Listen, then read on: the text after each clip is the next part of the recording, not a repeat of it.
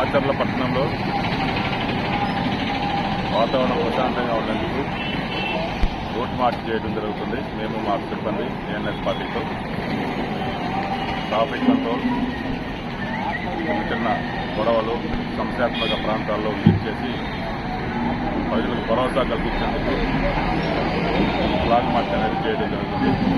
ముఖ్యంగా సమస్యాత్మక ప్రాంతాలను విజిట్ చేసి అక్కడ ప్రజలతో మమేకమై అక్కడ జరిగే విషయాలన్నీ కూడా తెలుసుకొని వారికి మేము ఏ విధంగా సహాయపడమో తెలుసుకొని వారికి ఆ విధంగా సహాయపడేందుకు ఈ ఫ్లాగ్ మార్చ్ అనేది చేస్తున్నాము.